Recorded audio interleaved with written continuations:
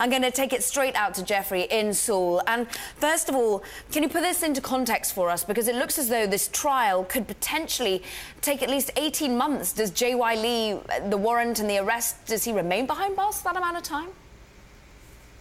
It's not clear whether he will actually remain behind bars throughout that time. That really depends on what the South Korean legal system decides. But what is unusual here is that J.Y. Lee did have an arrest warrant issued against him. His father was ensnared in a similar scandal about 10 years ago, 9 years ago, and he never had an arrest warrant issued. So that really says that the government is really talking business here, that this is, they're really going after one of South Korea's most powerful companies in a way that we haven't seen quite yet.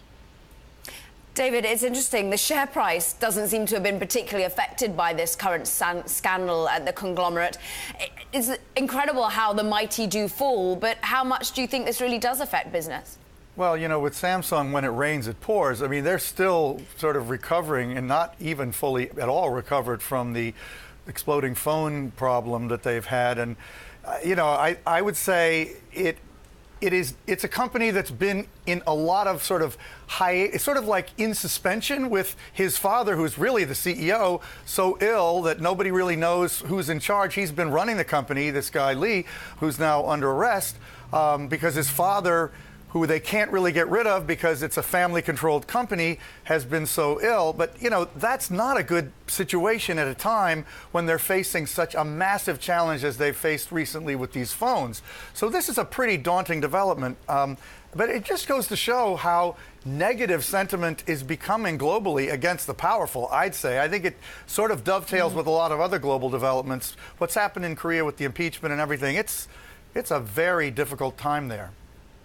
Yes, Jeffrey, if you can paint of what is going on in South Korea in general, and indeed, this is the second time that they tried to get this arrest warrant. Why do you think it was successful the second time round?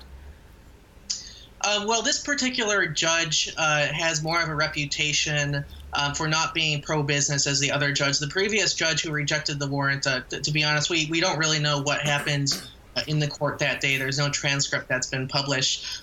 But we do know that the previous judge did have a stronger pro-business streak. And that may have explained, partly at least why J.Y. Lee did not have the warrant issued. In South Korea, it's actually quite common for prosecutors, judges, politicians, and others to weigh the business interests of the nation when bringing criminal charges against leaders. This has happened to other South Korean leaders. There's a saying there called the Korea discount, which means that shares are often undervalued because there's not much confidence in a lot of these business leaders, and it's quite common for them to face governance and corruption scandals and to be accused of influence peddling. It's something that's not surprising to South Koreans.